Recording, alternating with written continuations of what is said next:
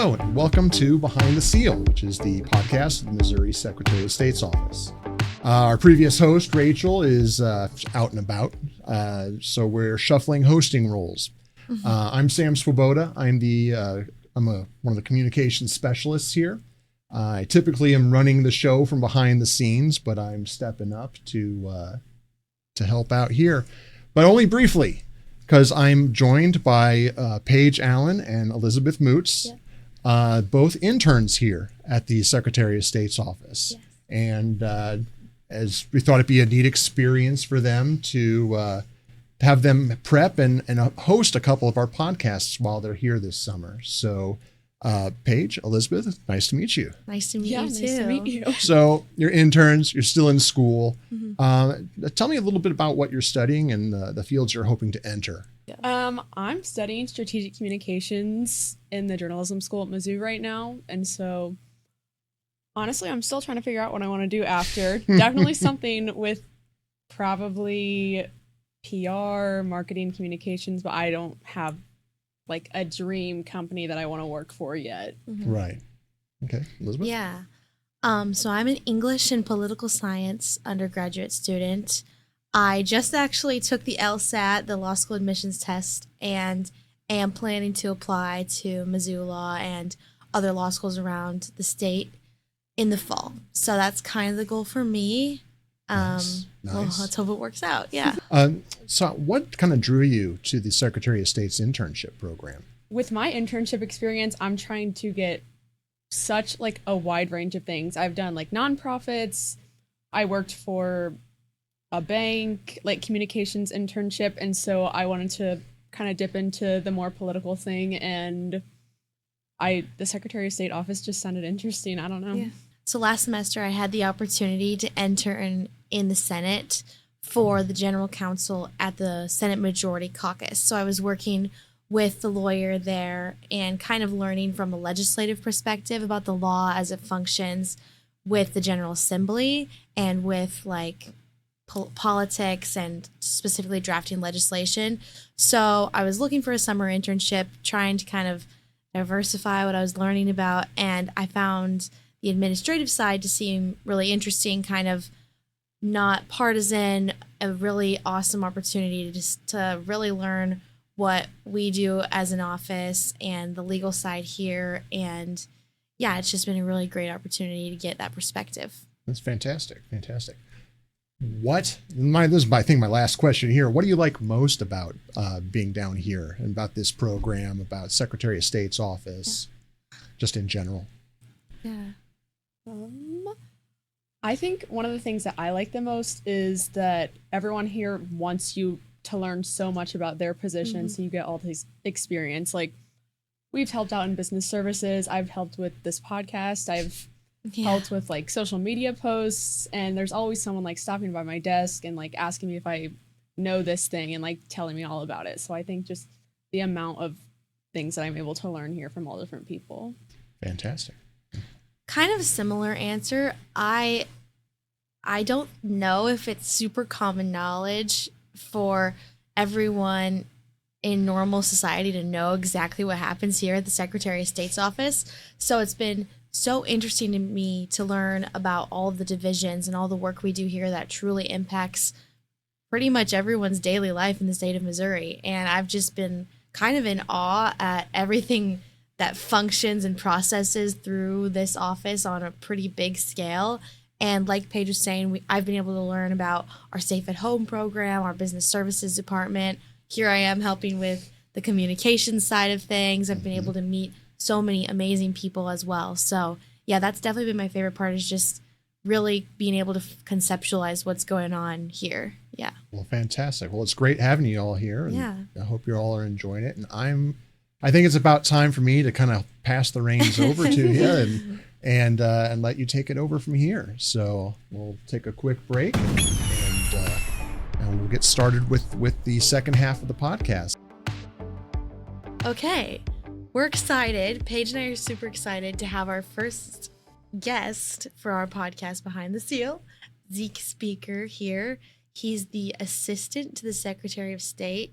And today we're going to be talking a lot about the Missouri State Seal. Yeah, so on our social media pages, we've been doing a lot of content with the NAS seal reveal where we kind of dive into a different aspect of the seal and the history of the seal, what we use it for, things like that. So we thought, why not film a podcast episode about that? And Zeke is an expert on the seal.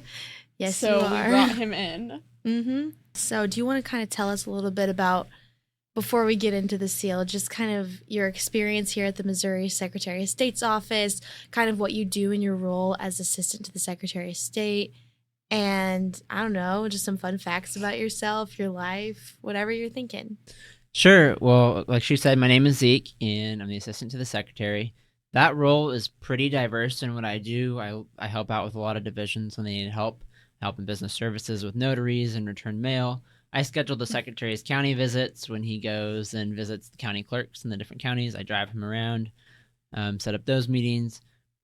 Recently this week, I drove him to Boise State and went to the SIFMA conference in St. Louis. So securities, financial conference, and Boise State. Just Secretary Hoskins likes to invest in the youth, and obviously with all of us college students in here, he takes a chance and gives us opportunities to learn and grow. I just graduated with my degree in finance, and I'm going to Mizzou for law school in the fall. Yeah. So I'm very excited about that. And also as part of my job, we do proclamations or resolutions honoring people for different achievements or when they have a 100th birthday or different things like that. So if you know of anybody that is worthy of a proclamation, whether it's a really big wedding anniversary or a 100-year-old birthday, let us know, and I can maybe do a proclamation for you. That's a good plug. Yeah. Yeah. Something else that I also do as part of my job is I fill in at the Capitol office. So we have school groups come through, and we show them the different parts of the state seal. And there's actually an old state seal there that people can use, and they can stamp themselves with, and it tells you kind of what the different parts of the seal are and gives you a little bit of the history of it. It's really fun. Yeah. I want to go on one of those tours. Yeah. Yeah, I got to go on one of Zeke's tours. He's a very good tour guide. I bet. So we can just jump into an introduction to the seal. So you just want to give a brief explanation for why the seal's important? So the seal is really important because it's pretty much what signifies that something's in a state document and that's legitimate. Any bills that get passed by the legislature have to come to our office, and we have to stamp them. Any executive orders that the governor signs have to come through our office. We have to stamp them. Also for extradition, so if you have a prisoner in one state and you want to move them to Missouri or out of Missouri, the governors from the different states will write each other official letters and stamp them, and those have to get stamped with the state seal. And we also do proclamations that the governor sends over if he wants to lower the flag to half-mast to honor somebody. Those all come through our office and get stamped with a state seal, which is under lock and key. But I have seen it, and it's very cool. I bet. Whenever you are physically stamping the seal, like what goes into that? Is it a really hard push? Like, what do you have to do? So, I mean, there's different levels of how extreme you want to get with it, but we consider it, with our seal right now, we consider it a good stamp if you can see the hair on the bear. Oh. So some people stamp it, and they stamp it lighter, and you can't see the hair, which, that's fine. That's okay. But when I do it, I like to stamp it hard enough for you to see the hair on the bear. Yeah. I just thought that could be a fun thing for people to know about, is that people are actually physically pushing down and physically stamping the seal. It's not an automated machine necessarily, or robot or something. This isn't pre-printed stickers. This is real life. We actually stamp it old school. Yeah, it's a real seal. It's under a real lock and key. Yeah, it's not digital. And nobody has that key. Just kidding. So, do you know who all was responsible for designing the Missouri seal? Judge Wells, I believe, is the one who proposed the state seal. It was adopted in 1822. Judge Wells was our attorney general for a time, and then he served on some different district courts. Could you walk us through a little bit of what the seal looks like and some of the most important features on it? Yeah, so the state seal, first of all, has the numbers 1820 in Roman numerals, which is the year that Missouri began functioning as a state. We didn't technically become a state until 1821. But the Missouri Compromise was worked out in 1820, where Maine got to join the Union as a free state, and Missouri joined the Union as a slave state. So that's the year 1820. the state motto is Salus Populi Suprema Lex Esto, which the official translation from the Secretary of State's office is the welfare of the people shall be the supreme law. But Judge Wells, who is the one who designed the state seal, his translation was let the good of the people be the supreme law. So that's a little bit of history there. You have the crescent moon here, so it's the thinner phase of the moon, which showed that Missouri was a state with a little population relative to some of the others, but that as the moon gets fuller, Missouri would grow and have more people in it. The crescent moon also stands for the second sun. So Louisiana Purchase was in 1803. Missouri was the second state that was formed out of the Louisiana Purchase. I think I read that some people, whenever we put the crescent on there, were kind of like, no, that makes us look like kind of like second class. But no, it means like it shows that we're growing and we're the second son from the Louisiana Purchase and all of that. That's interesting. So people thought that looked like lesser than... Yeah, I thought it made us look lesser than like other states, I think. Okay. A lot of the kids that I give tours and explain the seal to, they think it's a banana before I tell them that it's a crescent moon. Right. Right here you have the Federal Coat of Arms with the bald eagle. He is holding an olive branch and arrows, which signifies that the power of war and peace lies with the federal government. Up top here you have a medieval knight's helmet.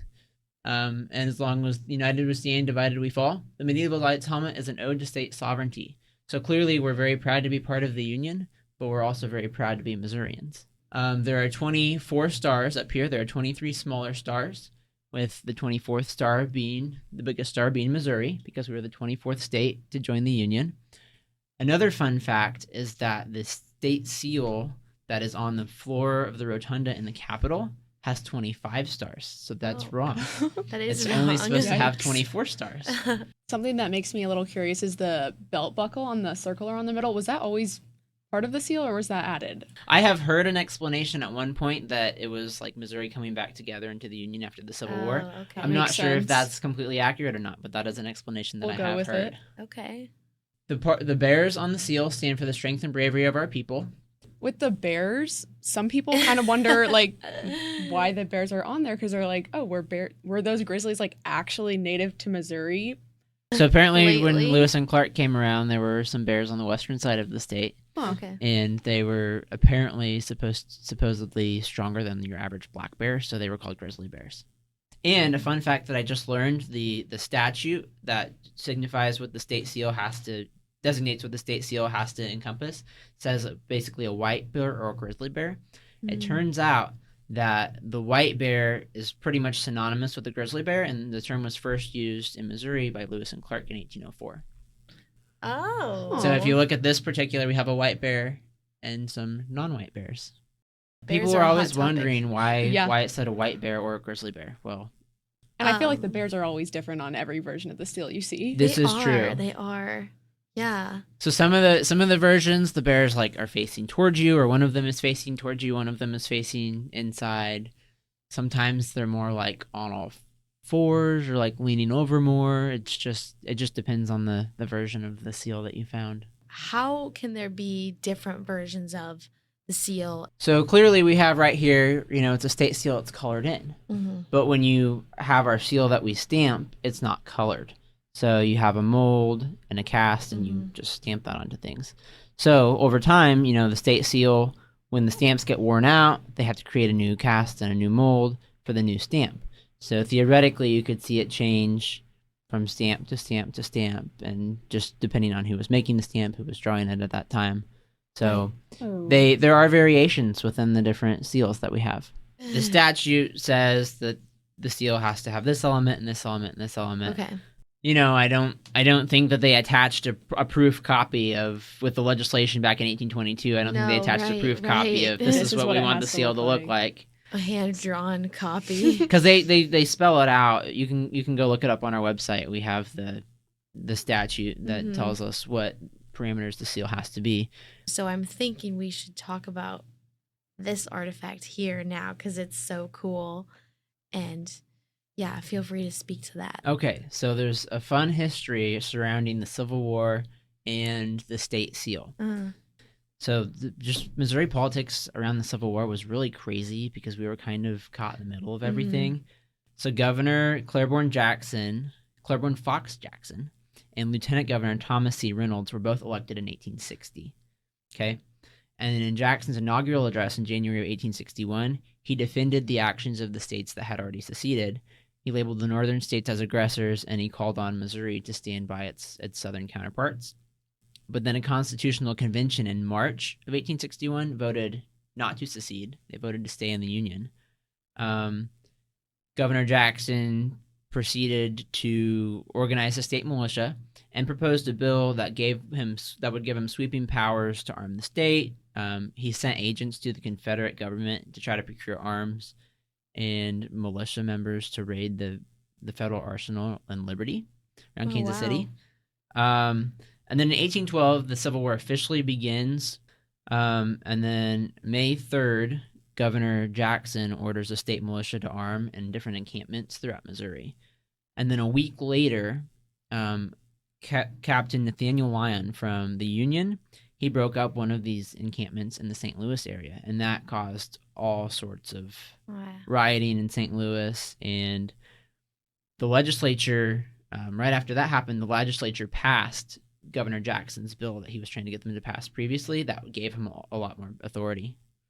And so he named Sterling Price, a former governor and a military hero, as the commander of his Missouri forces. And then they went to some of the more moderate people in Missouri, said, hey, why don't you go try to talk with the Union captain and try to work things out? Well, they didn't get anywhere. And Governor Jackson came. He fled back to Jeff City, called for the men of Missouri to come, called the arms to defend their state. Well, within a day or two, the Union captain came and took over Jeff City. So Governor Jackson and the pro-Southern legislators all kind of fled Jeff City in the area, and so the Constitutional Convention, I believe it was in July of that year, basically declared all of those offices vacant. So they declared all of those offices vacant, and the General Assembly they declared vacant. And so they put in people at the convention, and they called for an election.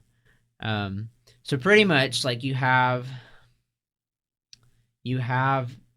the people that the Union kind of recognized as governor, lieutenant governor, and then you had the people that were elected in 1860 that fled, that the Confederacy recognized as the governor and lieutenant governor of Missouri. At some point in this, the state seal gets taken from Jefferson City, and it doesn't get returned to Jefferson City to the official government use until 1869. So a little more backstory. So the governor and lieutenant governor, so Governor Jackson, Lieutenant Governor Reynolds, they all kind of go together, and Governor Jackson dies. So then Reynolds was the Confederacy recognized lieutenant governor, but he steps in and says, hey, I'm the governor now, because the other governor died. And so it is actually Lieutenant Governor Reynolds that brings the seal back after the Civil War. So we actually went through our archives, and they have just restored some of these letters of exchanges. Yes. So I'm going to read it because it's a little hard to read. People know how to read cursive these days. Sure. But it says, to His Excellency J.W. McClurg, Governor of the State of Missouri. It says, any hesitation formerly felt on principles of general public law or on account of conflicting opinions within the state to deliver to its existing government the original Great Seal of the State of Missouri was removed by the fact that in November last, for the first time since 1860, state officers were chosen in profound peace at an election held throughout its territory. Therefore, to you, as the chief magistrate chosen at that election, it is herewith transmitted, now of no official value, it is still interesting as a relic of the time when civil war had not yet divided Missourians. May its return be an augury of the speedy oblivion of past strife and the complete restoration of fraternal feeling among us all. I remain, sir, with great respect, your obedient servant, Thomas G. Reynolds. That is so cool. And so he sends this letter on the 26th of May, 1869, which is 9 years since he was elected in 1860, and the Civil War ended in 1865. Mm-hmm. So it's 4 years after the Civil War ended. And then on the very next day, I believe, the governor of Missouri, who was the one that had just been elected, and he replies, "Dear sir, the good old seal of the state and your accompanying letter were received this morning. I believe I will express the feeling and sentiment of every good citizen in saying that it is gratifying to witness not only the return of the old seal to its original and legitimate place from which it had unwontedly strayed, but the return of an old and influential citizen to his legitimate duties. We will preserve and respect the seal as the original great seal of the state of Missouri, and admire it for its value, being founded in law, and will respect you for your maturity and honorable expressions, which was so ably expressed from you, the reflections of the character of one tried as pure gold in the refiner's fire. Such expressions from such a source, being a virtual, candid acknowledgment of the authority of the government, do more for a speedy oblivion of past strife than volumes of abuse. Be assured, the present state administration desires such a restorative of fraternal feeling that the day will be hastened for the restoration of every political privilege consistent with the state and national safety. I have the honor of transmitting the seal to the Honorable Francis Rodman, the Secretary of State, its legal custodian, together with your letter and a copy of this acknowledgement. I am, very respectfully, your obedient servant. Signed, J.W. McClurg."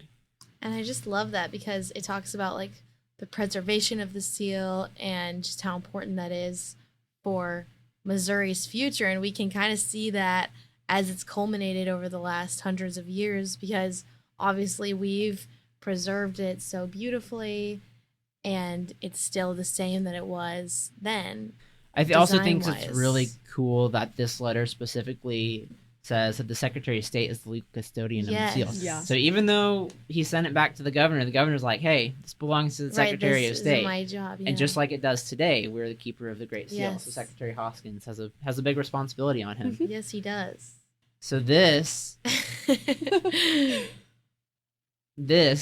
is the original seal that was taken from Jefferson City during the Civil War. This is the actual seal. That is crazy. Let me repeat. This is the seal that was taken in 1861 and returned in 1869. This thing is old. That and is so old. Just like the governor at the time promised, they've really kept this and preserved it for the history. Yes, that is so cool. So where can listeners learn more about Missouri's history and our symbols? I would say a great spot to go is sos.mo.gov. And you can look at anything from there. You can look at the archives tab. You can look at Missouri Digital Heritage. You can even, if you want to know about business services, or you want to register an LLC, or you want to become a notary, you can, all of those things at our website, sos.mo.gov. So, another plug. If any of you are in Jefferson City, come by our Capitol office. We can show you the Secretary's office, show you the seal. We give you a refresher on the parts of the seal, and we can take people to the top of the Capitol. So that's something you won't get on just a regular tour you sign up to take. So either your legislator can give you that, or our office can if you reach out to us. Thank you for joining us on this episode of Behind the Seal. Make sure to join us for our next episode. We're really glad to have Zeke on with us today to talk about the Missouri State Seal, history, everything about it, honestly. Thanks for having me. So much interesting information today and coming up soon.